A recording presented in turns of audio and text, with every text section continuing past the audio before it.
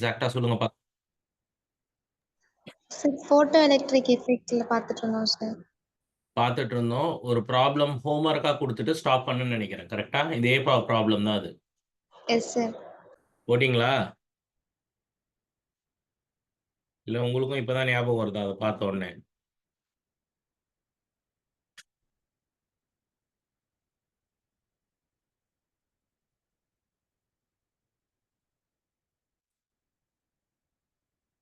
So நான் ஏற்கனவே சொல்லியிருந்தேன் போன கிளாஸ்ல ஃபோட்டோ எலக்ட்ரிக் எஃபெக்ட் அப்படிங்கிறது உங்களோட கிளாஸ் 12ல ரொம்ப முக்கியமான ஒரு டாபிக். எந்த அளவுக்கு முக்கியம்னு பார்த்தீங்கன்னா, நீங்க அந்த ஃபோட்டோ எலக்ட்ரிக் எஃபெக்ட் இல்லாம ஒரு நீட் கொஸ்டின் பேப்பர பார்க்கவே முடியாது. நீட் எக்ஸாம பொறுத்தவரைக்கும் எவ்ரி இயர் இதுலருந்து குறைஞ்சபட்சம் ஒரு கொஸ்டினாவது வரும். அண்ட் ஆஃப் கோர்ஸ் ஜேஇஇலயும் இத ஃப்ரீக்வென்ட்டா கேட்கறது உண்டு. ஆனா எவ்ரி இயர் கேட்கறாங்களான்னு கேட்டா இல்ல. ஆனா நீட்ட பொறுத்தவரைக்கும் 100% இதுலருந்து ஒரு கொஸ்டின் எவ்ரி இயர் வந்தே தீரும். ஆல்ரைட். ஸோ நான் லாஸ்ட் கிளாஸ் வந்து உங்களுக்கு பிரீஃபா நான் அத பத்தி சொல்லிக் குடுத்தேன். இருந்தாலும் ஒரு சின்ன சம்மரி நான் குடுத்துடுறேன். அப்பதான் இந்த சம் போடும்போது உங்களுக்கு ஈஸியா இருக்கும். ஸோ அந்த டயகிராம பார்த்துக்கோங்க. நான் போன கிளாஸ்ல காமிச்ச டயகிராம ஒரு வாட்டி பார்த்துக்கோங்க. லெஃப்ட் சைட்ல வந்து ஒரு ஃபோட்டோ சென்சிட்டிவ் பிளேட் இருக்கும். அந்த பிளேட்ல வந்து ஒரு லைட் ரேஸ் வந்து விழுகும்போது என்ன ஆகும்னா, அதிலிருந்து எலக்ட்ரான்ஸ் வெளிய வரும். ஸோ அந்த வெளிய வரப்போற எலக்ட்ரான்ஸ் என்ன ஆகும்னா, ரைட் சைட்ல இருக்கிற பிளேட்ல நான் ஒரு பாசிட்டிவ் டெர்மினல் செட் பண்ணி, இந்த எலக்ட்ரான்ஸ் அத்தனையுமே நான் அந்த பிளேட்டுக்கு அட்ராக்ட் பண்ணிடுவேன். அட்ராக்ட் பண்ண எலக்ட்ரான்ஸ நான் ஒரு அம்மீட்டர் வழியா பாஸ் பண்ணும்போது, எனக்கு ஃபோட்டோ எலக்ட்ரிக் கரண்ட் கிடைக்கும். எப்போ உங்களோட லைட்டோட இன்டென்சிட்டிய சேஞ்ச் பண்றீங்களோ, அப்போ ஃபோட்டோ எலக்ட்ரிக் கரண்ட் மாறும். ஸ்டாப்பிங் பொட்டன்ஷியல் மாறாது.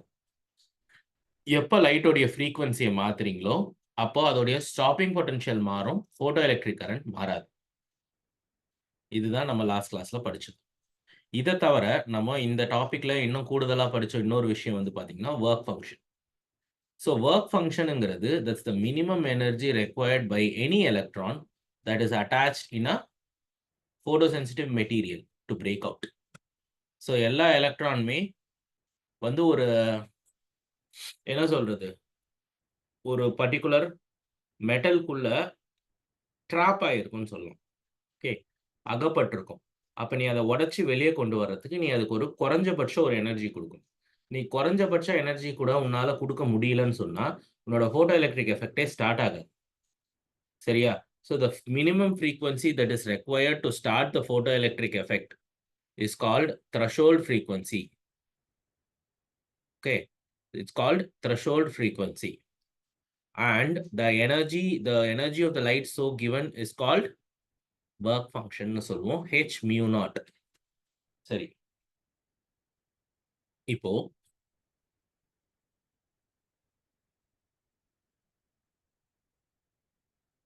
E is equal to work function plus என்ன வரும்?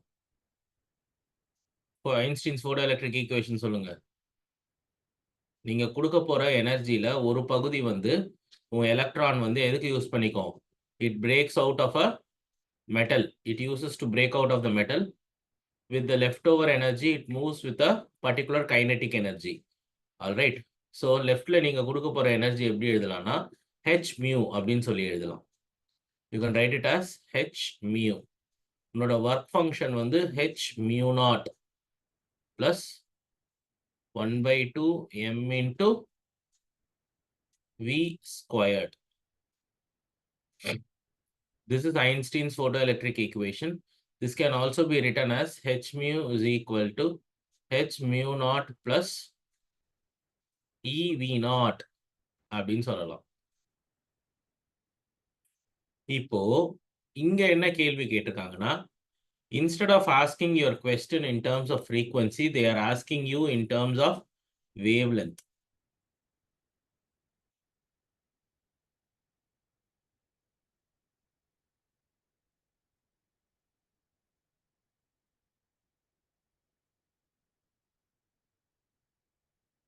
So lambda 1.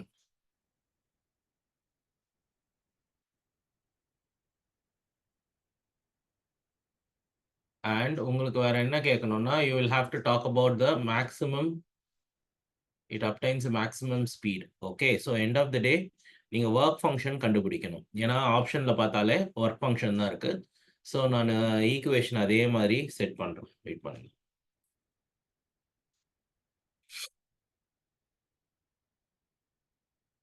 hc by lambda 1 is equal to 5 plus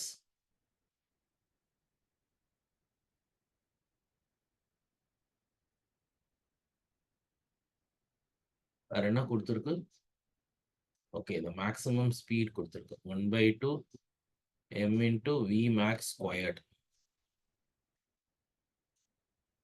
So hc by lambda 2 is equal to 5 plus 1/2 into m into v max squared. So இது 1, இது 2. All right. இப்போ எழுதும் போதே மாத்தி எழுதிக்கணும். நீங்க இதே ஈக்குவேஷன் வச்சு போட்டா ஆன்சர் வராது.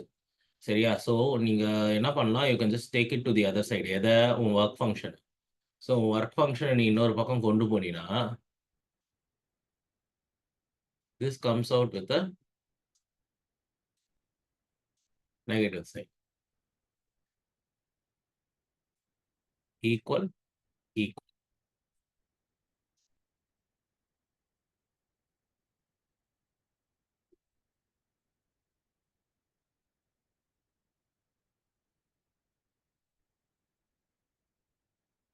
ஓகே, இது ரெண்டுமே கேன்சல் ஆயிடும்.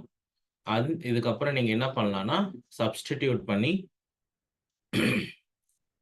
கிராஸ் மல்டிப்ளை பண்ணி நீங்க இந்த சம்மை போடணும்.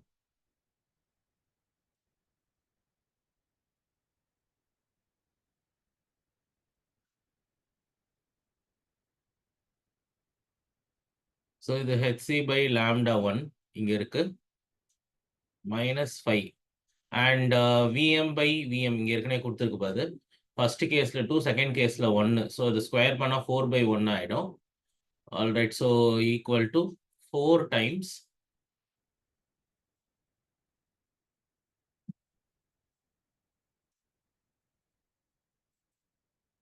ஸோ நீங்க உள்ள மல்டிப்ளை பண்ணி ரீஅரேஞ்ச் பண்ணுங்க.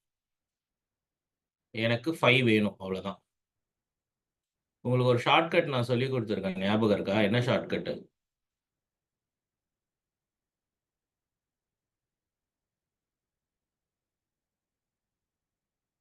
hc by e லாம்டாவை எப்படி எழுதலாம்? 12,400 by லாம்டான்னு எழுதலாமா in terms of electron volt? நீங்க இதெல்லாம் யூஸ் பண்ணிக்கணும். ஸோ அப்படி பார்க்கும் பட்சத்தில் இது இங்க வந்து -4 வரக்கூடாது. So take it to the other side.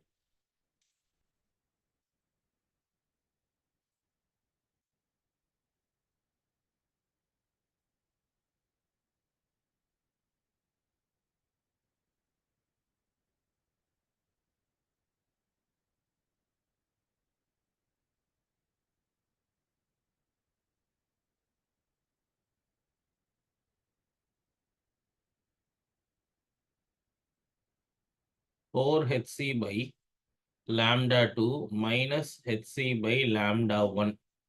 இதுதான் உங்களுக்கு ஆன்சர். இதோட முடியாது, இன்னும் நீங்க போட வேண்டியது இருக்கு. போடுங்க பார்க்கலாம்.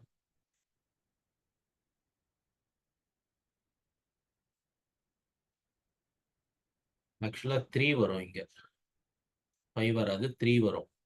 ஏன்னா 4 - 1 3 தான் வரும், +5 வராது. ஓகே,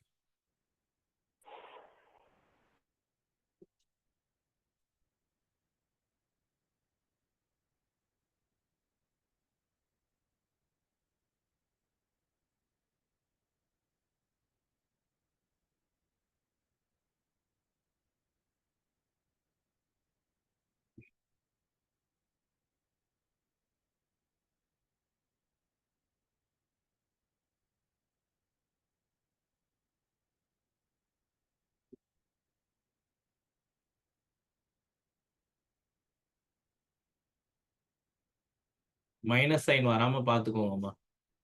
அதான் பாயிண்ட். நீங்க தேவையில்லாம மைனஸ் சைன் வராத பாத்துக்கோங்க. அப்படி வந்ததுன்னா நீங்க அந்த லாம்டாஸை கூட மாத்திக்கலாம். என்ன ஆன்சர் வருதுன்னு சொல்லுங்க எனக்கு.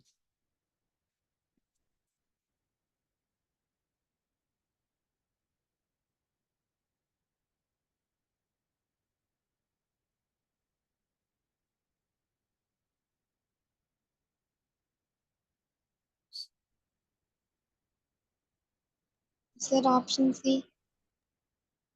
Sir, 2 EV, sir. Very good, very good, very good. ஆமா. அந்த ஷார்ட்கட் இதுல நீங்க யூஸ் பண்ணலன்னா, உங்களுக்கு ஆன்ஸரே வராது. கவனிச்சீங்களா? வெளியில வந்து 12,400 வெளிய வச்சுக்கோ.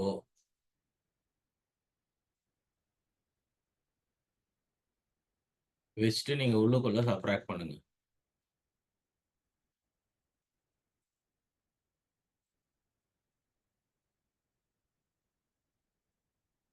$12,400 உள்ள வச்சுட்டு you can just do it.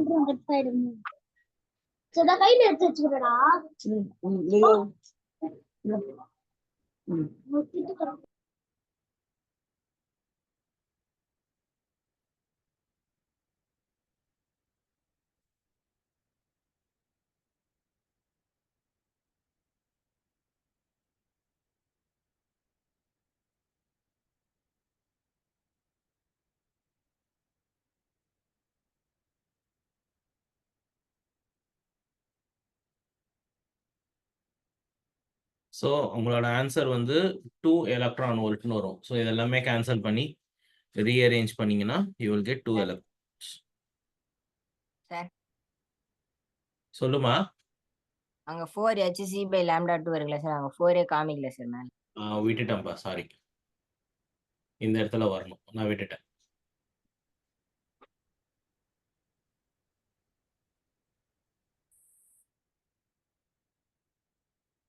சரி, இன்னொரு கொஸ்டின் போடுவோம்.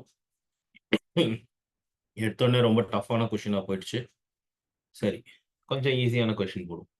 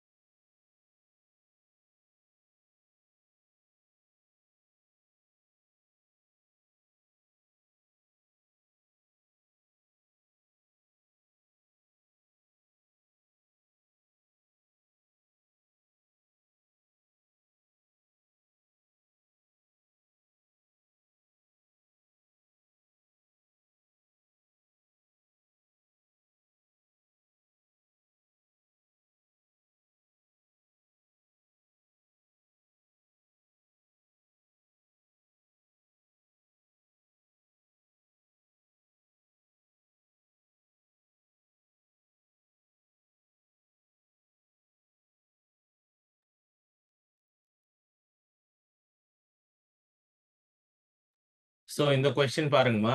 Work function of the material is given. அப்புறம் அதே மாதிரி wavelength is given. So நீங்க என்ன பண்ணணும்னா you have to find the stopping potential. இது வந்து டைரக்ட் கொஸ்டின். போடுங்க பார்க்கலாம், ஜஸ்ட் ட்ரை பண்ணுங்க.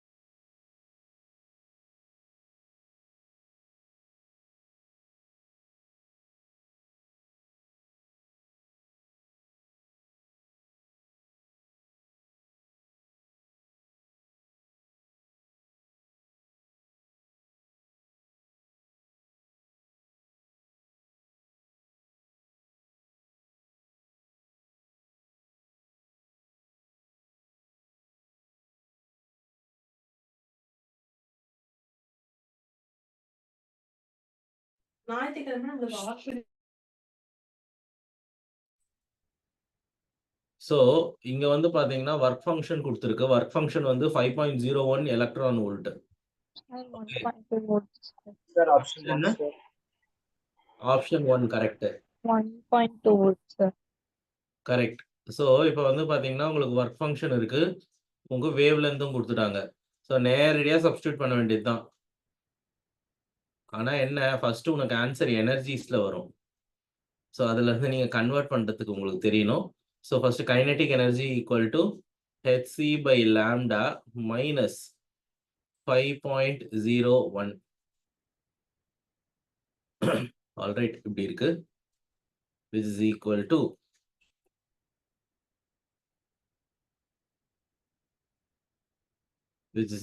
to இங்க என்ன போடுவீங்க? 12,400 divided by 2,000 minus 5.01.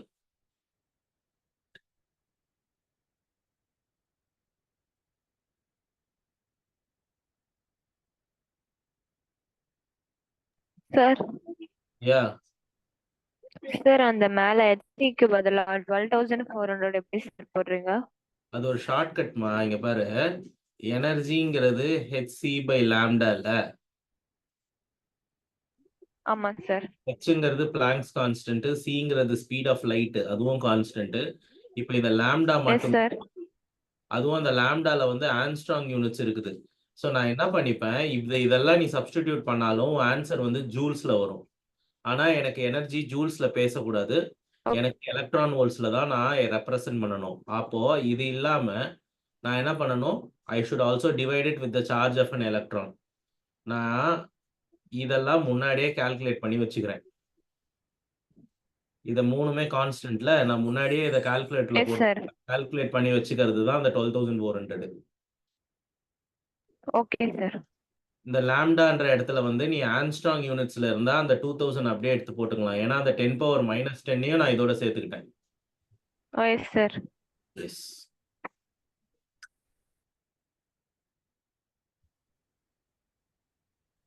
Sir, ஆனா அவங்க தான் H வேல்யூ கொடுத்தாங்க sir.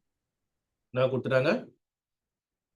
H value equal to 4.14 into 10 power minus 15 கொடுத்துருக்காங்க சார். அவங்க குடுக்கலனாலும் அதான் வேல்யூன்னு நமக்கு தெரியுமா? அது பிளாங்க்ஸ் கான்ஸ்டன்ட். ஸோ நம்ம ஏற்கனவே அதெல்லாம் போட்டு நீ எக்ஸாம்ல உட்காந்து பிளாங்க்ஸ் கான்ஸ்டன்ட் சிஇலாம் போட்டு கால்குலேட் பண்ணோம்னா கிட்டத்தட்ட இந்த சம்ம போட்டதுக்கே 15 நிமிஷம் மேல ஆயிடும். சரியா? அந்த மாதிரி பண்ணக்கூடாது. நம்ம ஷார்ட்கட்ல போகணுன்றதுக்காக தான் நான் இதை ரெடியா கால்குலேட் பண்ணி வச்சுக்கிட்டேன். அதான் அந்த 12,400. அவங்க அந்த வேல்யூ அங்க குடுக்கலனாலும் அதுதான் நமக்கு வேல்யூன்னு ஏற்கனவே தெரியும் நமக்கு. அவங்க எலக்ட்ரான் வோல்ட்ஸ்ல குடுத்துருக்காங்க. ஆனா நம்ம ஜூல் செகண்ட்ஸ்ல ரெப்ரசென்ட் பண்ணுவோம் அதை எப்பயுமே. Okay sir.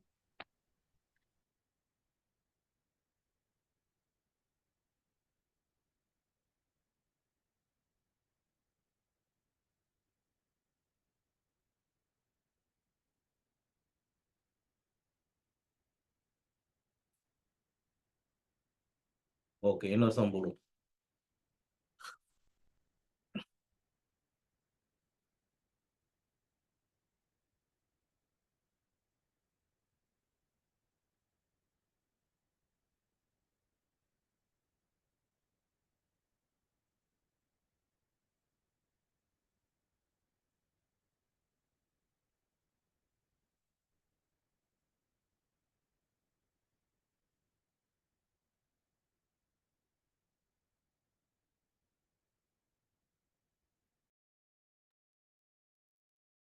சார் சார்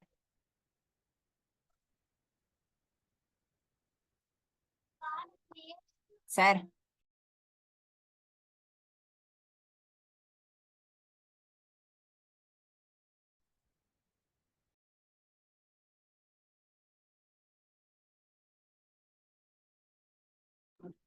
சொல்லுப்பா.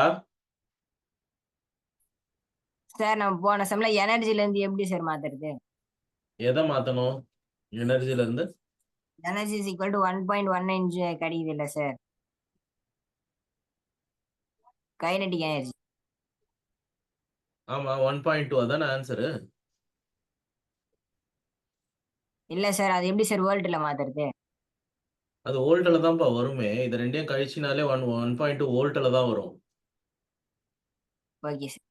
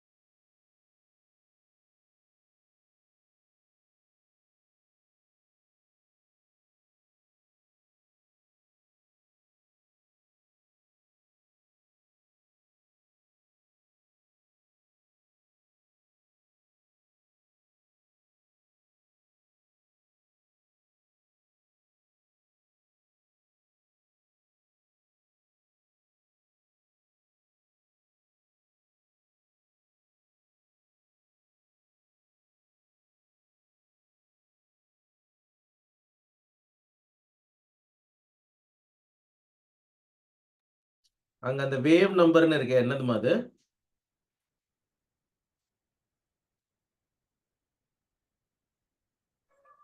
K is equal to 2 pi by lambda வா சார்? இல்லம்மா, வேவ் நம்பர்னு போட்டு என்ன யூனிட் போட்டிருக்கு? 1 by lambda கொடுத்துருக்காங்க. 1 by lambda equal to 2 into 10 power 6. சரியா? ஸோ கேர்ஃபுல்லா வச்சு போடுங்க.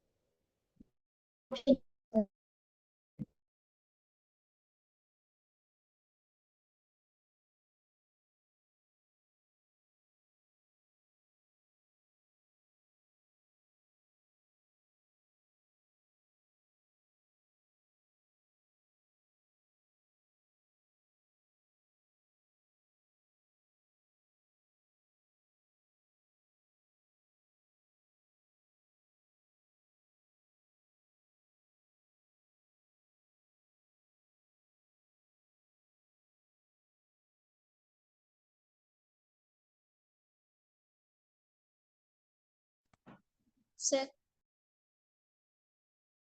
Sir, option A one. Option A இல்லம்மா. sir, சொல்லுமா. sir, wave number எப்படி sir wave length கன்வெர்ட் பண்றது? ஸோ இதை பாருங்க, நீ அதை கன்வெர்ட்டே பண்ணாதீங்கன்ற நான் என்ன சொல்றேன் தெரியுமா? எண்ட் ஆஃப் த டே நீங்க இங்க என்ன கண்டுபிடிக்கணும்? the kinetic energy of the fastest and slowest ejected electron will be represented. So Sir, option C sir. நோமா, நீங்க கவனமா பாருங்க. ஸோ ஒரு மெட்டீரியலோட ஒர்க் ஃபங்க்ஷன் இவ்வளோ இருக்கு, சரியா? அதுல விழப்போற வேவ் லென்த்தோடது இது. எப்பயுமே இந்த மாதிரி கிடைச்சதுன்னா உன் போட்டோ எலக்ட்ரிக் எஃபெக்ட் ஸ்டார்ட் ஆகுதா இல்லையாங்கிறது பார்க்கணும். சரி, எப்படி sir photo electric effect start ஆகுதா இல்லையான்னு பார்க்கணும்னா, உனக்கு 1 by lambda கொடுத்துருக்காங்க. நீ இதை என்னன்னு சொல்லலாம்னா lambda is equal to 1 by 2 into 10 power 6ன்னு எழுதிக்கலாம், which is nothing but 0.5 into 10 power minus 6. அப்புறம் இதை எப்படி எழுதலாம்? 5000 ஆங்ஸ்ட்ராங் யூனிட்ஸ்னு எழுதலாமா? நான் சொல்றது புரியுதா? Yes sir. இப்போ நான் உன்னை என்ன கண்டுபிடிக்க சொல்ல போறேன்னா, hc by e lambda கண்டுபிடிச்சா எனக்கு என்ன வரும்னு சொல்லுங்க பார்க்கலாம். இது என்ன நம்பர் வரும்னு எனக்கு ஃபர்ஸ்ட் சொல்லுங்க. ஸோ இந்த 5 நான் கேன்சல் பண்ணனா 2 டைம்ஸ் வந்து 10, 4 டைம்ஸ் 0.8 வருமா? ஸோ 2.48 எலக்ட்ரான் வோல்ட்ஸா? சரிதானே? Sir option 4 sir. கொஞ்சம் வெயிட் பண்ணுங்க. இதுதான் நீ இன்சிடென்ட் பண்ண போற லைட்டுடைய எனர்ஜி. இது உன்னோட ஒர்க் ஃபங்க்ஷன். இப்போ இது இதை விட ஜாஸ்தியா இருக்கு. அப்படி இருந்தாதான் போட்டோ எலக்ட்ரிக் எஃபெக்ட் முதல்ல நடக்குமே.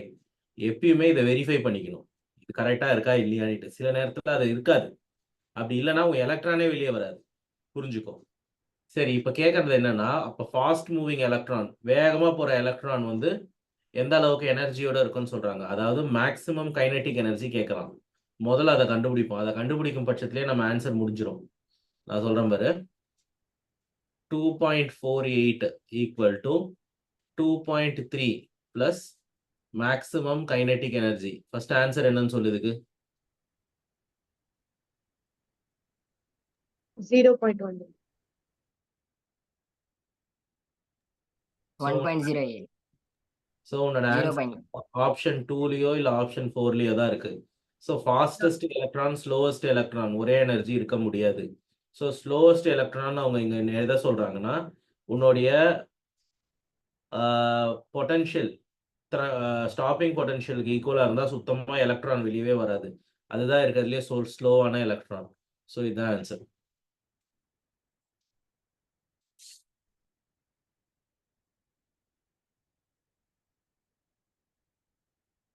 நான் சொல்றது புரியுதா? Yes, sir. ஸோ கவனமா யோசிச்சு ஆன்சர் பண்ணணும். பிளைண்டா ஆன்சர் பண்ணக்கூடாது. முதல்ல சில நேரத்துல அவன் கொடுக்குற எனர்ஜி வந்து உன் ஒர்க் ஃபங்க்ஷனை விட கம்மியா இருக்கும். அப்படி இருந்ததுன்னா உன் போட்டோ எலக்ட்ரிக் எஃபெக்டே ஸ்டார்ட் ஆகாது. ஸோ அதையும் ஒரு பக்கம் பார்த்துக்கணும்.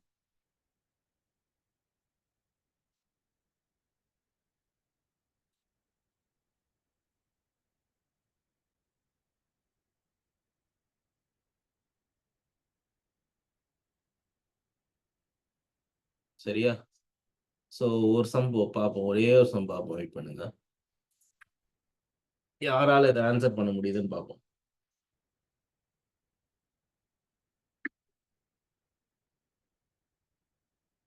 நான் ஏன் இவ்வளவு மெனக்கெட்டு இதுல இவ்வளவு சம் போடுறேன்னா இதுல இருந்து 100% உனக்கு ஒரு சம் நாளைக்கு வரப்போகுதுமா, அதனாலதான்.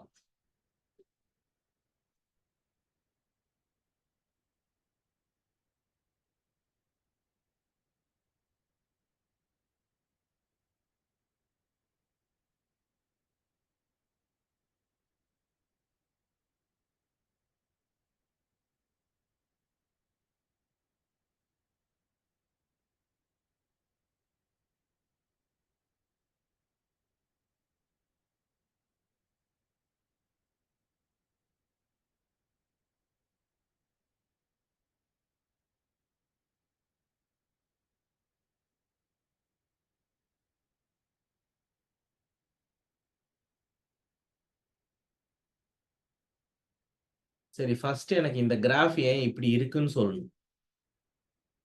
இது ஸ்டாப்பிங் பொட்டன்ஷியல், இது உன்னுடைய வேவ் லென்த், அதாவது வேவ் நம்பர் வரைஞ்சிருக்காங்க.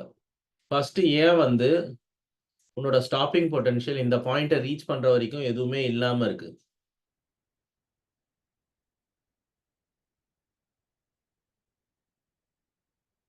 ஏன் உங்க ஸ்டாப்பிங் பொட்டன்ஷியல் ஜீரோவாவே இருக்கு இந்த பாயிண்ட்டை ரீச் பண்ற வரைக்கும்? அப்புறம் உன்னோட ஸ்டாப்பிங் பொட்டன்ஷியல் அப்படியே இன்க்ரீஸ் ஆகிட்டே போகுது. அதே மாதிரி உன்னோட ஸ்டாப்பிங் பொட்டன்ஷியல் இந்த பாயிண்ட்டை தொடுற வரைக்கும் ஜீரோவா இருக்கு, அதுக்கப்புறம் அப்படியே கிராஜுவலா இன்க்ரீஸ் ஆகுது. திக்னஸ். அதுதான் அந்த ஒர்க் ஃபங்க்ஷன். நான் சொன்ன பாத்தியா, நீ எந்த வேவ் லென்த் கொடுத்தாலும் உன்னோட போட்டோ எலக்ட்ரிக் எஃபெக்ட் ஸ்டார்ட் ஆகுது. ஏதோ ஒரு குறிப்பிட்ட வேவ் லென்த் கொடுத்தாதான் போட்டோ எலக்ட்ரிக் எஃபெக்ட் ஸ்டார்ட் ஆகும். அந்த கேப் தான் இது. ஸோ மெட்டல் 2க்கு உன்னோட மெட்டல் 2க்கு ஒர்க் ஃபங்க்ஷன் ஜாஸ்தி, உன் மெட்டல் 1க்கு ஒர்க் ஃபங்க்ஷன் கம்மி. இதை பார்க்கும்போதே நான் சொல்ல முடியும். புரியுதா? உன் மெட்டல் 2க்கு ஒர்க் ஃபங்க்ஷன் ஜாஸ்தி, உன் மெட்டல் 1க்கு ஒர்க் ஃபங்க்ஷன் கம்மி. சரி, ஆனா நம்ம கேள்வி அது கிடையாது. இந்த தீட்டாவை பத்தினது தான் கேள்வி. இந்த தீட்டா எதை பொறுத்து மாறும் அப்படிங்கிறது கேள்வி. நான் அதே போட்டோ எலக்ட்ரிக் ஈக்குவேஷன் எடுத்துக்கிறேன். EV is equal to hc by lambda minus work function.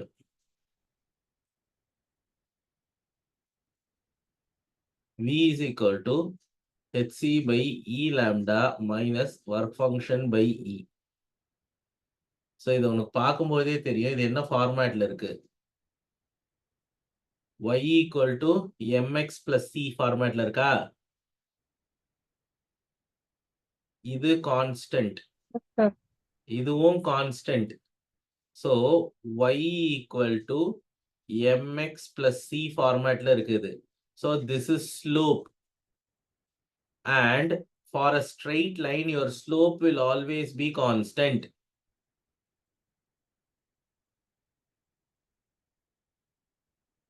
இந்த பார்ட் மாறும். ஸோ இது மாறுறதுனால உன்னோட இன்டர்செப்ட் எக்ஸ் இன்டர்செப்ட் மாறுது. அதை தவிர்த்து உன்னோட ஸ்லோப் ஒன்னா தான் இருக்க போகுது. அதனால ஆப்ஷன் 3 தான் answer.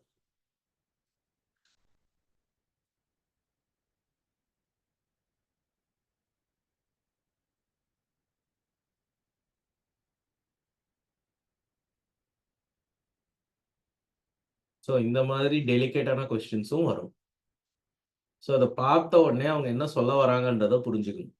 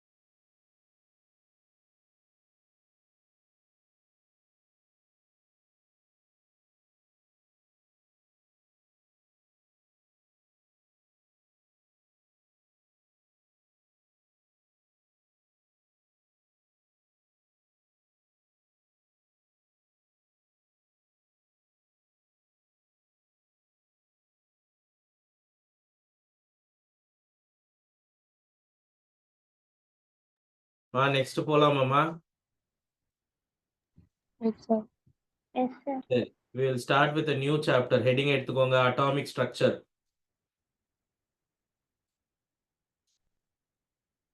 Take the heading as atomic structure. ரொம்ப சுலபமான ஒரு சாப்டர் இது, ரொம்ப ஈஸியான சாப்டர். அண்ட் இதுல இருந்து ஒரு கொஸ்டின் வரும், ஒரே ஒரு கொஸ்டின் தான் வரும். அதுக்கு மேற்பட்டு இதுல இருந்து கொஸ்டின் வர்றதுக்கு வாய்ப்பு இல்லை.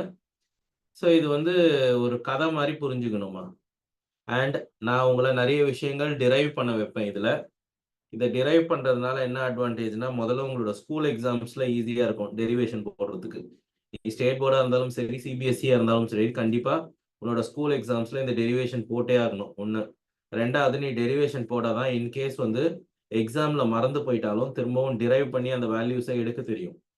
ஏன்னா எண்ட் ஆஃப் த டே நீ போயிட்டு அந்த எக்ஸாம் எழுதும்போது என்ன ஆகும்னு கேட்டிங்கன்னா, கிட்டத்தட்ட 1000 கணக்கில் ஃபார்முலாஸ் வந்து முன்னாடி நிற்கும். ஸோ அப்போ நீ எல்லாத்தையுமே மனப்பாடம் பண்ணிட்டு இருக்க முடியாது. ஸோ அதனால நான் இதை எப்படி டிரைவ் பண்ணுறதுன்னு சொல்லி தர போகிறேன். So try to understand. Atomic structure அப்படின்னா என்ன? நம்ம முழுக்க ஆட்டமை பற்றி இங்கே படிக்க போகிறோம். we are going to learn about only the atom. நான் ஆட்டம்னு சொல்லும்போது ஆட்டமை நான் எப்பயுமே ரெண்டாக பிரிச்சுக்கிறது உண்டு. சென்டர், நியூக்ளியஸை ஒரு பார்ட்டாகவும், நியூக்ளியஸை சுற்றி நடக்கிற விஷயங்கள் ஒரு பார்ட்டாகவும் நான் பிரிச்சுக்கிறது. ஸோ இந்த சாப்டரில் நம்ம படிக்க போகிறது நியூக்ளியஸை சுற்றி நடக்கிற விஷயங்கள். அதாவது நம்ம முழுக்க எலக்ட்ரானை பற்றி மட்டும்தான் இங்கே பேச போகிறோம். ஸோ ஒரு எலக்ட்ரான் ஒரு ஆர்பிட்டில் எங்கே இருக்கும், எவ்வளோ இருக்கும், எப்படி ரொட்டேட் ஆகும், அஃப்கோர்ஸ் சர்க்குலர் ஆர்பிட் இல்லையா. ஸோ அது எப்படி ரொட்டேட் ஆகும் மாதிரியான விஷயங்களை தான் நம்ம பெரும்பாலும் இங்கே கான்சென்ட்ரேட் பண்ண போகிறது.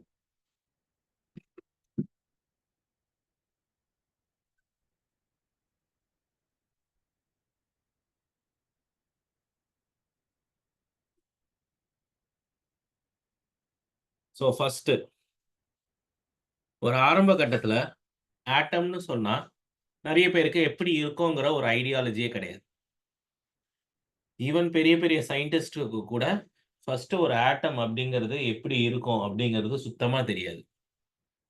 முதல்ல வந்து ஜே தாம்சன் அப்படிங்கிறவர் தான் வந்து ப்ரொபோஸ் பண்ணுறாரு. ஒரு ஆட்டம்ங்கிறது எப்படி இருக்கும்னா, ஒரு வாட்டர் மெலன் மாதிரி இருக்கும். ஒரு தர்பூசணி பழத்தை நீங்கள் கட் பண்ணிங்கன்னா எப்படி இருக்கும் பார்க்குறதுக்கு? ரெட் கலர் ஃப்ளஷில் ரேண்டமாக அங்கங்கே பிளாக் கலர் சீட்ஸ் இருக்கும் பார்த்தியா? உன்னுடைய ஆட்டமும் அதே மாதிரி தான் இருக்கும்னு சொன்னார் அவர். அந்த ரெட் கலர் ஃப்ளஷ் வந்து பாசிட்டிவ் சார்ஜுனும், அந்த பிளாக் கலர் சீட் அதுதான் வந்து நெகட்டிவ்லி சார்ஜ்டு எலக்ட்ரான் அப்படின்னு சொன்னார். ஸோ அப்போ அவர் தியரி படி பாசிட்டிவ் சார்ஜ் அப்படிங்கிறது வந்து ஒரு பார்ட்டிக்கல் இல்லை இல்லையா. ஸோ அது வந்து ஒரு எலக்ட்ரான் கிளவுட் மாதிரி அப்படின்னு நினைச்சார் அவர். ஸோ உண்மையிலேயே அப்படிதான் நினைச்சாங்க அந்த காலத்துல. ஸோ நிஜமாவே ஒரு பாசிட்டிவ் சார்ஜுங்கிறது ஒரு பார்ட்டிக்கல்ல கிடையாது. ஸோ ரேண்டமா அது எல்லா இடத்துலையுமே இருக்கும் அப்படின்னு நினைச்சாங்க.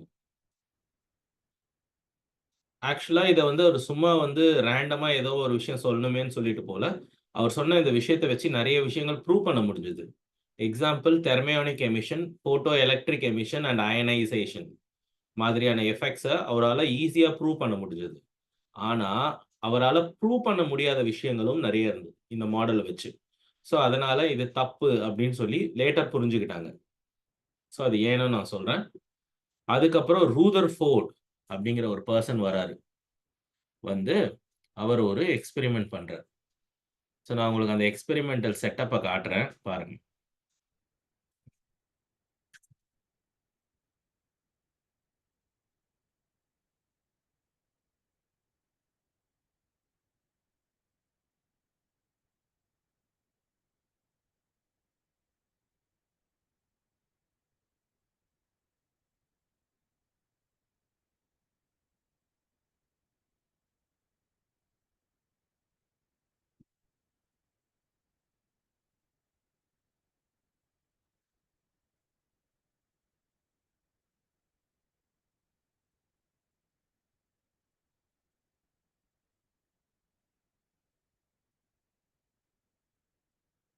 ஸோ இதுதான் ரூதர்ஃபோர்ட் எக்ஸ்பெரிமெண்ட்டோடைய ரொம்ப சிம்பிளான ஒரு மாடல். பார்த்தீங்கன்னா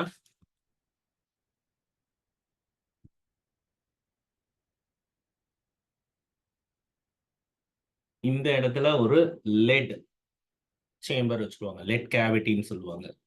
ஓகே, லெட்னா தமிழ்ல இஎம்னு அர்த்தம். லெட் அதுக்குள்ள ஒரு ரேடியோ ஆக்டிவ் எலமெண்ட் வச்சிருவாங்க. அந்த ரேடியோ ஆக்டிவ் எலமெண்ட்ல இருந்து வெறும் ஆல்பா பீம் மட்டும் வெளியே வரும். ஆல்பா பீம்னு சொன்னா ஒரு ஹீலியம் நியூக்ளியஸ். ஒரு ஹீலியம் நியூக்ளியஸ் வெளியே வரும். ஹீலியம் நியூக்ளியஸ் வெளியே வந்து இங்க ஒரு கோல்டு ஃபாயில் வச்சிருப்பாங்க. கோல்டு ஃபாயில் இன்னைக்கும் நம்ம யூஸ் பண்றோம். அது இன்னைக்கும் நிறைய இடத்துல பாத்தீங்கன்னா சில்வர் ஃபாயில் யூஸ் பண்றது உண்டு. ஆனா அது நிஜமான சில்வர் கிடையாது. ஆனா இது நிஜமாவே கோல்டால ஆன ஒரு ஃபாயில். ரொம்ப மெலீஸான ஷீட், ரொம்ப மெலீஸான ஷீட். இப்போ இதுல இருந்து வர ஆல்பா பார்ட்டிக்கல் என்ன ஆகும்னா இதுல பட வச்சாங்க. அப்படி படுற ஆல்பா பார்ட்டிக்கலை இந்த சுத்தி கிரீன் கலர்ல இருக்கு பாத்தியா, இந்த கிரீன் கலர்ல இருக்கிறதுக்கு பேரு போட்டோகிராஃபிக் பிளேட். அங்க ஏதாவது ஒரு இடத்துல அந்த எலக்ட்ரான் பட்டுதுன்னா க்ளோ ஆகும் அந்த இடம். ஃப்ளாரசன்ட்னு போட்டிருக்கலையா, it's fluorescent screen. So fluorescent screen is nothing but a photographic screen. So இந்த எலக்ட்ரான்ஸ் வந்து அந்த ஃபோட்டோகிராஃபிக் ஸ்கிரீன்ல படும்போது இட் ஸ்டார்ட்ஸ் க்ளோயிங் இல்லையா. ஸோ அப்படி பார்க்கும்பொழுது உங்களுக்கு இங்க என்ன தெரியுது, யாராவது ஒருத்தர் சொல்லுங்க பாருங்க.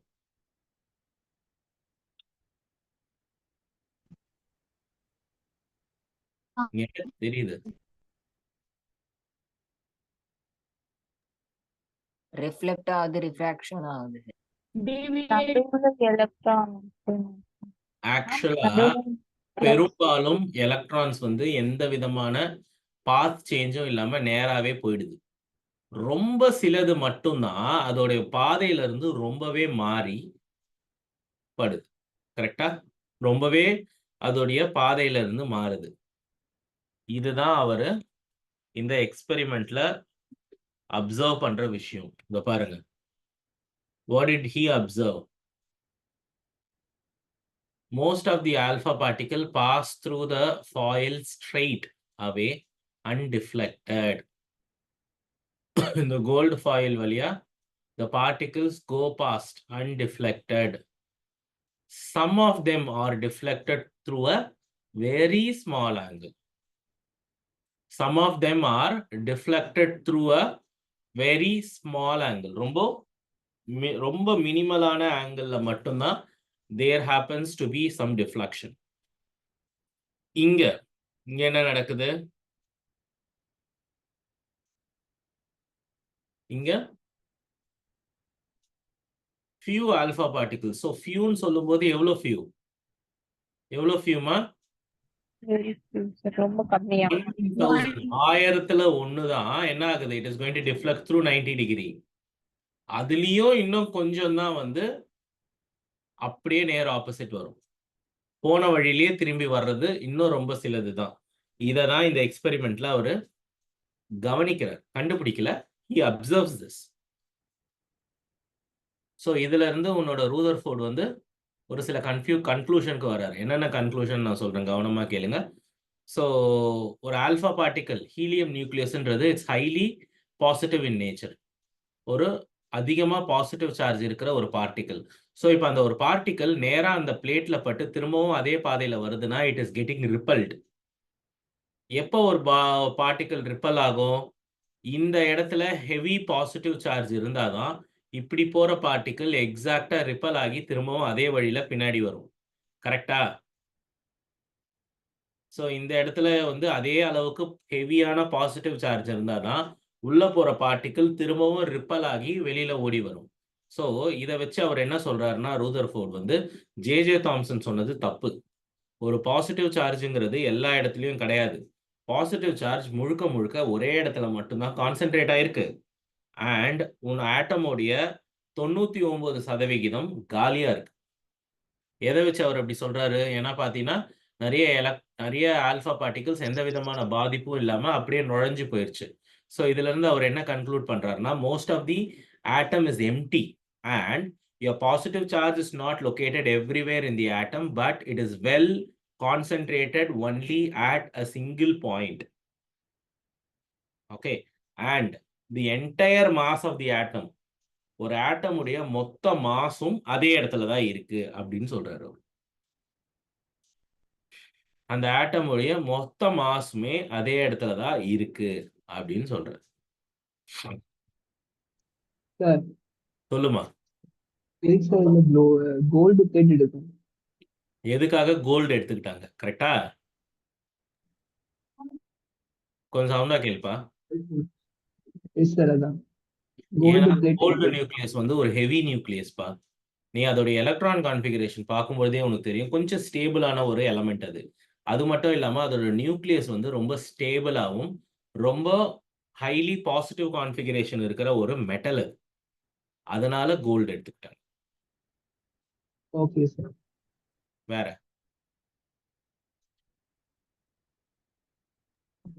சார் ஒருவேளை அன்ஸ்டேபிள் இல்ல வேற ஏதாவது எடுத்தா என்ன சார்? எடுத்துக்கிட்டா என்ன ஆகும் தெரியுமா? நீ வேகமா போற ஆல்ஃபா பார்ட்டிக்கல் அதை பட்டு அந்த நியூக்ளியஸே நகர்த்திடும் அந்த இடத்த விட்டு. ஸோ அது திரும்பவும் வந்திருக்காது இந்த மாதிரி. இது ரொம்ப ஹெவியா இருக்கிறதுனால தான் போய் அதுல பட்ட உடனே பவுன்ஸ் ஆகுது. பால் வந்து செவுத்துல அடிச்சு பவுன்ஸ் ஆகுற மாதிரி. இப்ப செவுரே அங்க வந்து ரொம்ப லூஸா இருந்ததுன்னா நீ பால் தூக்கி அடிச்சுன்னா செவுரு உடஞ்சி பால் உள்ள போயிடும். சரியா? அதனால ஒரு ஸ்ட்ராங்கா ஸ்டேபிளா இருக்கிற ஒரு நியூக்ளியஸ் வேணும். அதனால கோல்டு நியூக்ளியஸ் எடுத்துக்கிட்டாங்க. Okay sir. வேற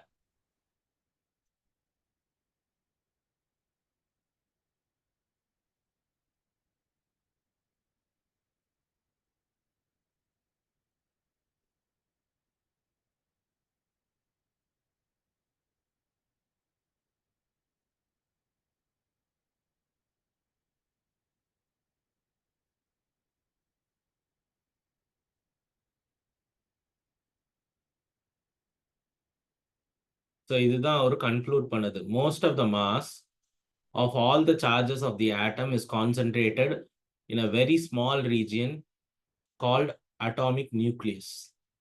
Okay, nucleus is positively charged. And அதோட size பார்த்தீங்கன்னா it's somewhere around 10⁻⁻15 meters. And atom is mostly empty. இந்த மாதிரி விஷயங்களை தான் அவரு இந்த ரிசல்ட்ல இருந்து கன்க்ளூட் பண்றது. இதை தெரிஞ்சுக்கணும். ஸோ அப்போ இந்த எக்ஸ்பெரிமெண்ட் வந்து ஜே தாம்சனுடைய வியூ தப்புன்னு ப்ரூவ் பண்ணுது.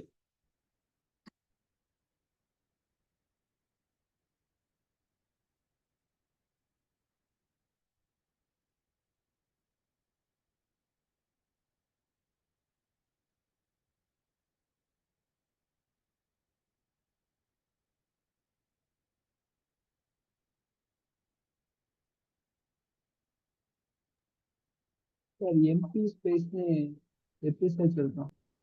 எம்டி ஸ்பேஸ்னு எப்படி சொல்றாங்கன்னா, இதுல பாரு பாசிட்டிவ் சார்ஜஸ் எந்த விதமான பிரச்சனையும் இல்லாம அதுக்குள்ள நுழைஞ்சு போயிருது. சரியா? அப்ப காலியா இருக்கிறதுனால தானே இதை யாருமே அஃபெக்ட் பண்ணல. ஓ, சரி.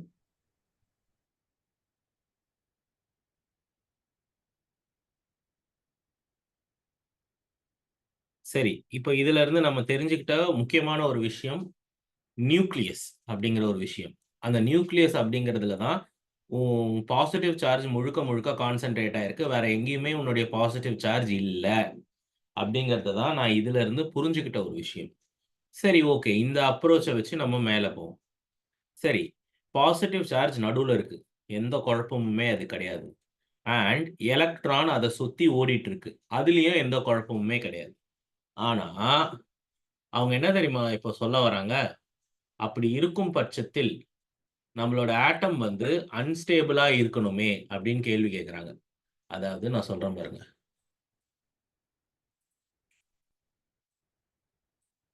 இந்த மாதிரி. ஸோ இப்போ இதுல பார்த்தீங்கன்னா சென்டர்ல பாசிட்டிவ் சார்ஜ் இருக்கு. அதுல எந்த குழப்பமும் கிடையாது. நம்ம எலக்ட்ரான் அதை சுத்தி ஓடிட்டே இருக்கு. They are making a classical approach.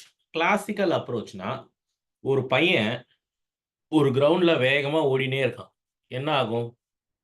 ஏதாவது ஒரு பாயிண்ட்ல டயர்டாகி நின்றுடுவான் இல்லையா? ஸோ அதே மாதிரி பாசிட்டிவ் சார்ஜை சுற்றி ஓடுற நெகட்டிவ்லி சார்ஜ் எலக்ட்ரானும் என்ன ஆகும்னா வேகமாக சுத்த சுத்த அதோட எனர்ஜி குறையும். ஸோ அப்போ அதோட எனர்ஜி குறைய குறைய குறைய குறைய குறைய என்ன ஆகும்னா அந்த ஆர்பிட்டுடைய ரேடியஸ் குறையும். ஸோ அப்போ அதோட ரேடியஸ் குறைய குறைய ஒரு பாயிண்ட்ல உன்னோட எலக்ட்ரான் வந்து சென்டர்ல இருக்கிற பாசிட்டிவ் சார்ஜ் மேல விழுந்துரும் அப்படின்னு சொல்றாங்க. எப்படி? இங்க இருக்கிற எலக்ட்ரான் சுத்த சுத்த அதோட எனர்ஜி ட்ரெயின் ஆகும். ஐ மீன் ரேடியேட் ஆகும். ஸோ அப்படி ரேடியேட் ஆக என்ன ஆகும்னா அதோட எனர்ஜி வந்து ஸ்டெப் பை ஸ்டெப் குறைஞ்சு ஒரு பாயிண்ட்ல இந்த எலக்ட்ரான் அதோட ஆர்பிட்டுடைய ரேடியஸ் குறைஞ்சு குறைஞ்சு குறைஞ்சு அது சென்டர்ல இருக்கிற பாசிட்டிவ்லி சார்ஜ்டு நியூக்ளியஸ்ல விழுந்துரும் அப்படிங்கிறாங்க. ஆனா என்னால கண்டிப்பா சொல்ல முடியும் அந்த மாதிரி ஒரு விஷயம் நடக்கல. ஏன்? நம்மள சுத்தி பாருங்க. நம்மள சுத்தி இருக்கிற அத்தனை பொருட்கள்லயுமே one way or the other என்ன இருக்கு? ஏதோ ஒரு ஆட்டம் இருக்கு. ஒன்று ஸ்டீல் ஆட்டமோ, சிலிக்கனோ, கால்சியமோ, கார்பனோ, ஆக்சிஜனோ ஏதோ ஒரு டைப் ஆஃப் ஆட்டம் இருக்கு. ஆனா அது எல்லாமே ஸ்டேபிளா தானே இருக்கு. இப்ப இவங்க சொல்ற மாதிரி அந்த எலக்ட்ரான் போய் பாசிட்டிவ்லி சார்ஜ்டு நியூக்ளியஸ்ல விழுந்ததுன்னா ஒண்ணுமே இல்லாத போயிடணும்.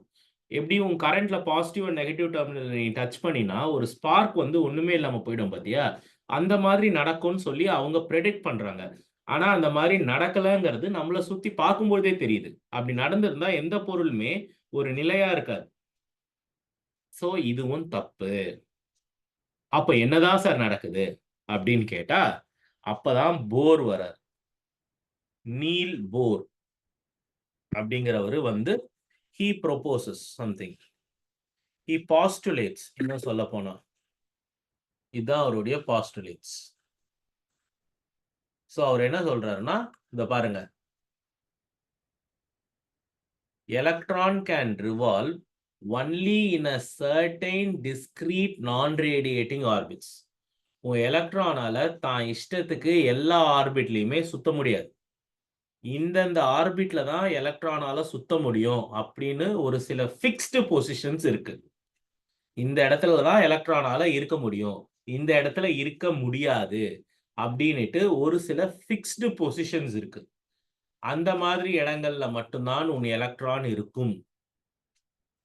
புரியுதா? அப்படின்னு சொல்லிட்டாங்க. அண்ட் ஃபிக்ஸ்டு நான் ரேடியேட்டிங் ஆர்பிட், அதாவது அந்த ஆர்பிட்ல உன்னோட எலக்ட்ரான் சுத்துற வரைக்கும் எனக்கு எந்த பிரச்சனையுமே கிடையாது. எனக்கு எந்த பிரச்சனையுமே கிடையாது. ஃபார் எக்ஸாம்பிள் பாருங்க, நான் இங்க காட்டுறேன்.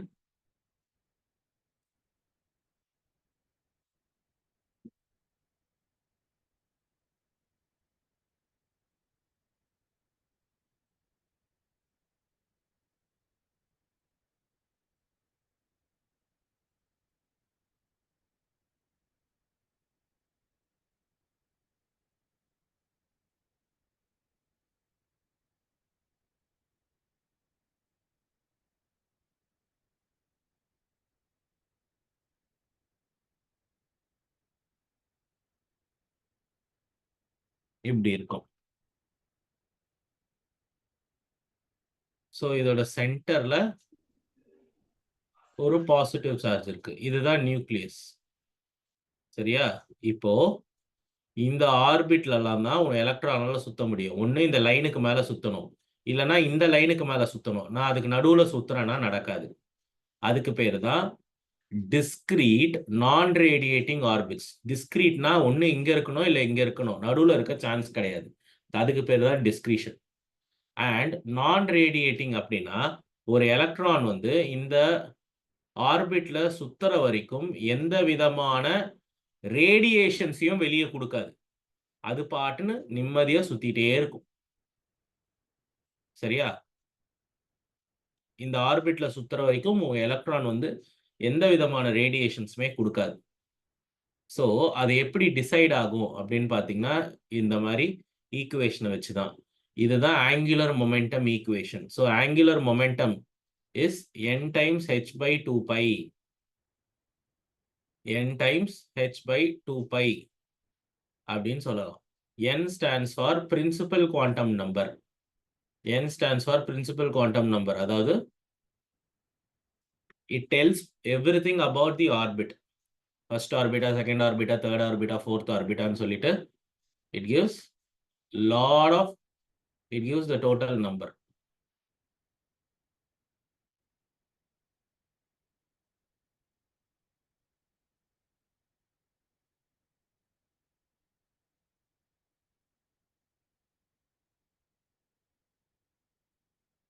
It's the principal quantum number.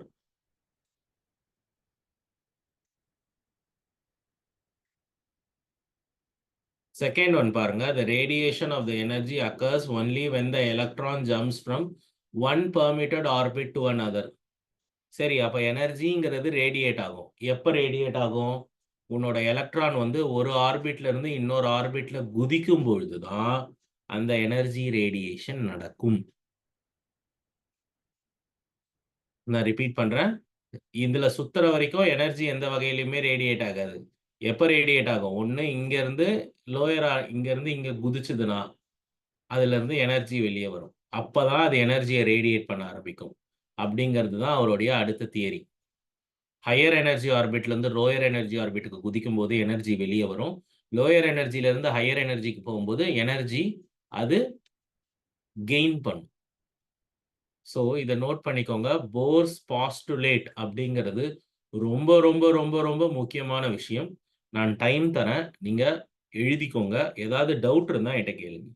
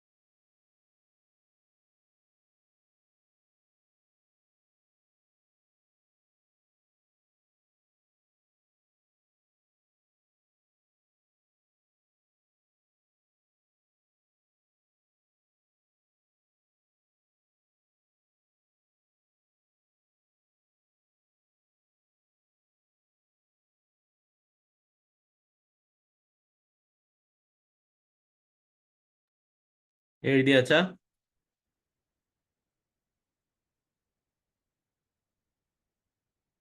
Shall we move on? 1 minute, sir. Yes.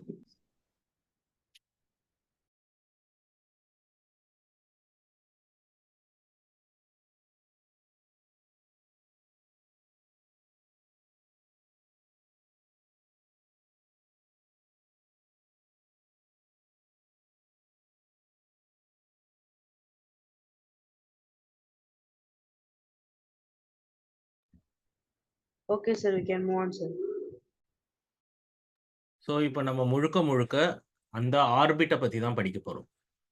ஆர்பிட்டை பற்றி இந்த சென்ஸ் அந்த ஆர்பிட்டோடைய ரேடியஸ் என்ன இருக்கும், அந்த ஆர்பிட்டில் ஒரு எலக்ட்ரான் சுத்துச்சுன்னா அது எவ்வளோ வேகமாக சுற்றும், அதோட ஆங்குலர் மொமெண்டம் என்ன, அதோட ஆங்குலர் வெலாசிட்டி என்ன, அது ஒரு வாட்டி சுற்றி முடிக்கிறதுக்கு எவ்வளோ நேரம் ஆகும், தட்ஸ் டைம் பீரியட், ஃப்ரீக்வன்சி மாதிரியான விஷயங்களை பற்றி பேச போகிறோம்.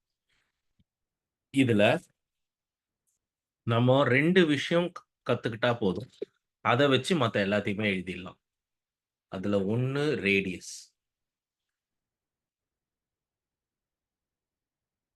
இதில் ஒன்று ரேடியஸ். கவனமாக பாருங்க.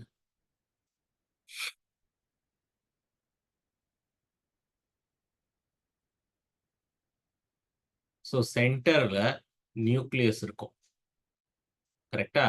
நியூக்ளியஸ்னு சொன்னால் புரோட்டான் டைம்ஸ் அதோட சார்ஜ். நான் சொல்றது புரியுதுங்களா? Z stands for என்ன number? Atomic number. So atomic number stands for the total number of protons, where E stands for the charge of the proton. அப்போ ஒரு நியூக்ளியஸ் உடைய சார்ஜ் என்ன அப்படின்னு நான் கேட்டா அதுல எத்தனை புரோட்டான் இருக்கு அப்படிங்கிறத பொறுத்து தான் அதோடைய சார்ஜ் முடிவாகும். சரியா? இந்த கேஸ்ல உன் நியூக்ளியஸ் உடைய சார்ஜ் Zd. இதை சுத்தி உன்னோட எலக்ட்ரான் வந்து ஒரு சர்க்குலர் ஆர்பிட்ல போகும்னு வச்சுக்கோ. ஒரு எலக்ட்ரான் சர்க்குலர் ஆர்பிட்ல போச்சுனாலே அதுக்கு ஒரு சென்ட்ரிபீட்டல் ஃபோர்ஸ் இருக்கு, which is mv²/r. அதுக்கு அந்த சென்ட்ரிபீட்டல் ஃபோர்ஸ் வந்ததுக்கு யார் காரணம்? உன்னோட எலக்ட்ரோஸ்டாட்டிக் அட்ராக்ஷன் ஃபோர்ஸ் தான் காரணம். ஸோ நியூக்ளியஸ்க்கும் எலக்ட்ரானுக்கும் நடுவில் இருக்கிற அந்த அட்ராக்ஷன் ஃபோர்ஸ் தான் அந்த எலக்ட்ரான் சர்க்குலர் ஆர்பிட்ல போறதுக்கு காரணம். அது சர்க்குலர் ஆர்பிட்ல போனதுனால அதுக்கு சென்ட்ரிபிட்டல் ஃபோர்ஸ் வந்தது. அதனால mv²/r centripetal force and the electrostatic force of attraction are equivalent அப்படின்னு சொல்லலாம். நான் இதை கேன்சல் பண்ணிடுவேன்.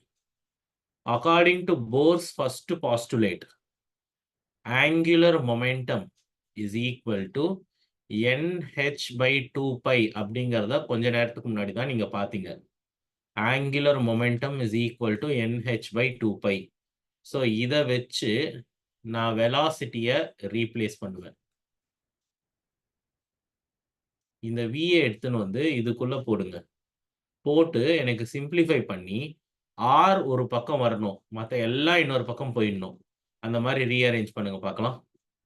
இந்த விஏ எடுத்துட்டு போய் இதுக்குள்ள போடணும். போட்டு ஸ்கொயர் பண்ணி கேன்சல் ஆகிறதெல்லாம் கேன்சல் பண்ணிட்டு நீங்க ஆர் மட்டும் ஒரு பக்கம் வச்சுட்டு மற்ற எல்லாத்தையும் இன்னொரு பக்கம் கொண்டு போய் எனக்கு என்ன எக்ஸ்பிரஷன் வருதுன்னு மட்டும் சொல்லுங்க.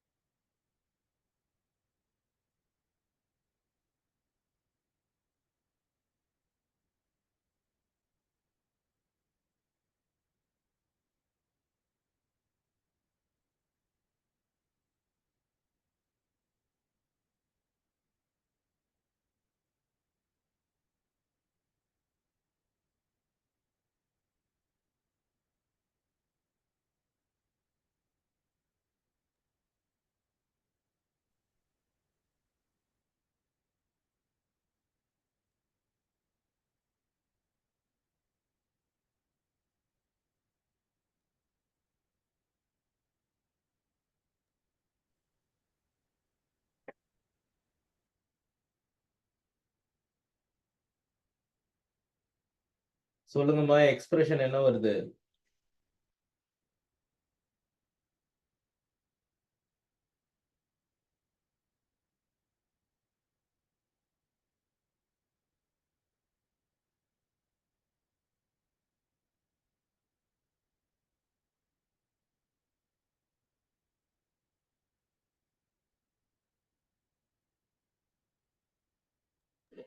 இருபா n சார் சொல்லுப்பா.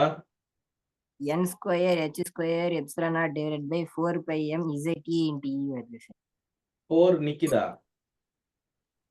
4 கேன்சல் ஆகுது. 4 4 கேன்சல். மத்ததெல்லாம் கரெக்டா இருக்குது. திருப்பி சொல்லு பார்க்கலாம். n square h square epsilon naught divided by by m ZT into E sir. ZE into E. E squared. Okay sir. Very good. அதான் answer. n squared h squared epsilon naught by z pi m e squared. இதுல n stands for the principal quantum number. அதாவது நீ எந்த ஆர்பிட்டை பத்தி பேசுறங்கிறது. If you put n equal to 1, you are talking about the first orbit. n equal to 2 னா ரெண்டாவது orbit. n equal to 3 னா மூணாவது orbit. z stands for the atomic number. நீ எந்த ஆட்டமை பத்தி பேசுற அப்படிங்கிறது இல்லையா? அட்டாமிக் நம்பர் சொன்னாலே நீங்க ஆட்டம் உடைய பேர் சொல்லிடுவீங்க. h Planck's constant, epsilon naught permittivity, mass of the electron, charge of the electron. மத்த எல்லாமே கான்ஸ்டன்ட். இந்த ரெண்டையும் விட்டுட்டா மத்த எல்லாமே கான்ஸ்டன்ட் இல்லையா? ஸோ நீங்க எப்படி எழுதலாம்னா Rn stands for the radius of the orbit. n ஸ்கொயரை விட்டுறேன், z விட்டு மற்ற எல்லாத்தையும் நான் கால்குலேட் பண்ணனா எனக்கு 0.53 ஆங்ஸ்ட்ராங் யூனிட்ஸ் வரும். This is the radius of the orbit. இப்போ நீங்க என்ன ஆட்டம் எத்தனாவது ஆர்பிட்னு சொன்னா கூட என்னால சொல்லிட முடியும். ஃபார் எக்ஸாம்பிள், கால்சியம் உடைய 5வது ஆர்பிட்டோடைய ரேடியஸ் என்னன்னு கேட்டா கால்சியம் உடைய அட்டாமிக் நம்பர் n = 5 போட்டோம்னா உனக்கு ஆட்டோமேட்டிக்கா அந்த ஆர்பிட்டோடைய ரேடியஸ் தெரிய வந்துடும். ரொம்ப ரொம்ப முக்கியம். இந்த ஃபார்மேட்லயும் எழுத தெரியணும், உங்களுக்கு இந்த ஃபார்மேட்லயும் எழுத தெரியணும். ஸோ இப்போ நான் என்ன சொல்வேன், இந்த ஆர் எடுத்துக்கோ, இதை அப்படியே கொண்டு போய் இங்க போட்டு வி என்னன்னு சொல்லு பார்க்கலாம். இதே மாதிரி ரீஅரேஞ்ச் பண்ணி. சார் செகண்ட் ஃபார்முலா என்னோட சொல்லுங்க சார். இதுவாமா? Yes, ஒண்ணுமே sir. கிடையாது. இந்த பாரு h epsilon naught pi m e இதெல்லாம் கான்ஸ்டன்ட். நான் அதை ரெடிமேடா கால்குலேட் பண்ணா எனக்கு இது வருது. வேற எதுவுமே கிடையாது. நீ இதை மட்டும் மாத்திக்கிட்டே இருக்கலாம். எப்படி மாத்துவ? எந்த ஆட்டம் எத்தனாவது ஆர்பிட்னு கேட்டினா நான் உள்ள போடும் பட்சத்தில் எனக்கு தெரிஞ்சிடும். ஃபார் எக்ஸாம்பிள், ஹீலியமோட 4வது ஆர்பிட்டோடைய ரேடியஸ் என்னன்னு கேட்டா ஹீலியமுடைய அட்டாமிக் நம்பர் என்ன? 2. 4வது ஆர்பிட்னு சொல்லும்போது n = 4 போடுவேன். போட்டா எனக்கு இன்ஸ்டன்டா ஆன்சர் கிடைக்கும். Okay sir.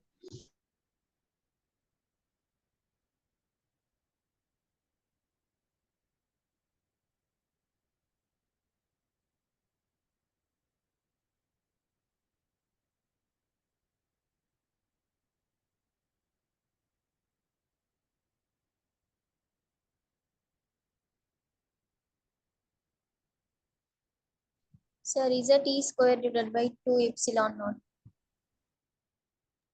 Sir, ZE square by 2 NH epsilon naught.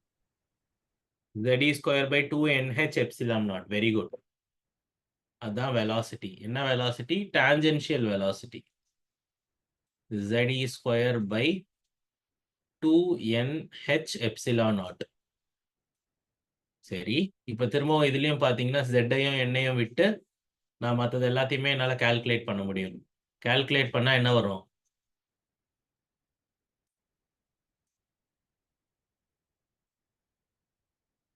(2.2 into 10 power 6).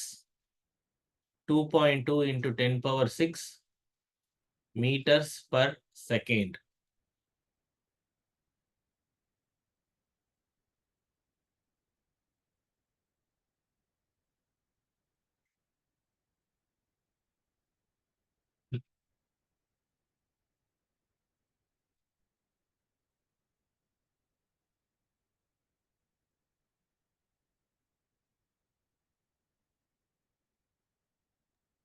Sir இதுக்கு என்ன சொன்னீங்க சார் பேரு? இது வந்து ஒரு எலக்ட்ரான் வந்து ஒரு ஆர்பிட்ல சுத்துச்சுன்னா அந்த எலக்ட்ரானுடைய டான்ஜென்ஷியல் வெலாசிட்டி என்ன அப்படிங்கிறது தான் இந்த ஈக்குவேஷன். ஸோ நீ எந்த ஆட்டம் எத்தனாவது ஆர்பிட்னு சொன்னா போதும் அந்த ஆர்பிட்ல உங்க எலக்ட்ரானுடைய வேகம் என்னவா இருக்கும்ன்றத இந்த ஈக்குவேஷன் சொல்லிடும்.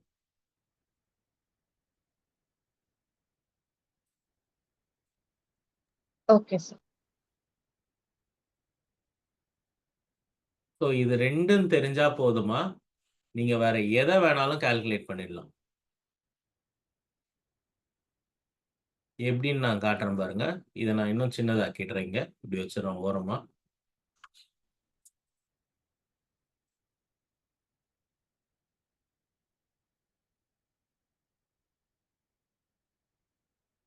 இப்போ பாருங்க, ஆங்குலர் ஸ்பீட் அப்படின்னு கேட்டா vn by rn போட்டுடலாம். நீ போட்டா உனக்கு நேரா ஆங்குலர் ஸ்பீட் கிடைச்சிடும். vn தெரியும், rn தெரியும். ஃப்ரீக்வன்சின்னு கேட்டா இந்த ஒமேகா டிவைடட் பை 2π போட்டா போதும், உனக்கு ஃப்ரீக்வன்சி கிடைச்சிடும். டைம் பீரியட் ஒரு வாட்டி அது அந்த ஆர்பிட்ல சுத்துறதுக்கு எவ்வளோ நேரம் ஆகும்னா 1 ஃப்ரீக்வன்சி போட்டா போதும். Angular momentum m into vn rn போட்டா போதும். Current I is equal to E mu, charge times frequency, magnetic momentum, current times surface, current times area. பாருங்க, வெறும்னா அந்த குவாண்டிட்டி தெரிஞ்சா போதும் எல்லாத்தையுமே கண்டுபிடிச்சிடலாம். அந்த அளவுக்கு இம்பார்ட்டன்ட். ஸோ இதை நோட் பண்ணிக்கோங்க. இல்லை இதை ஸ்க்ரீன்ஷாட் எடுத்துட்டு மெதுவாக நீங்கள் வீட்டில் உட்காந்து இந்த டேப்லர் காலம் போட்டு இதை எழுதி வச்சுக்கோங்க. இது ரொம்ப ரொம்ப யூஸ்ஃபுல். அதுலேயும் இந்த 3வது காலம் இருக்கு பார்த்தியா, இது கண்டிப்பாக எல்லாருக்குமே மனப்பாடமாக தெரியணும். இந்த 3வது காலம் இதை வச்சு நிறைய சம்ஸ் நம்ம சால்வ் பண்ண வேண்டியது வரும். ஓகே,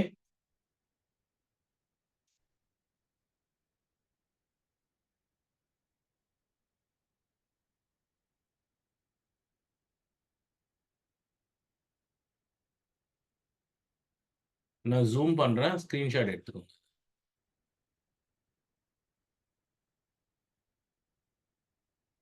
இதை கண்டிப்பாக உங்கள் நோட் புக்கில் கைப்பட எழுதுங்கம்மா, எழுதுனாதான் ஞாபகத்தில் இருக்கும்.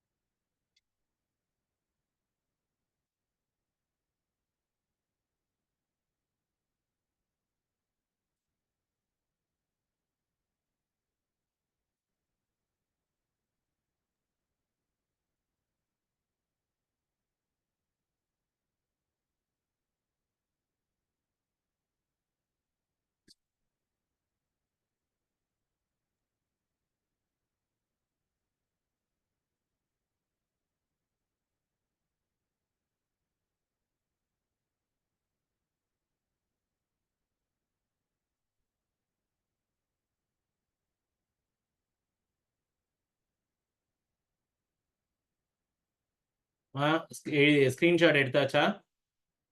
Yes, sir. Yes, Okay. sir. Yes, sir. We'll stop here today. நாளைக்கு நம்ம மீட் பண்ணும்போது we will continue from this. Thank you, ma. Thank you, sir. Yeah. Thank you, sir. Sir. Thank you. Thank you, sir.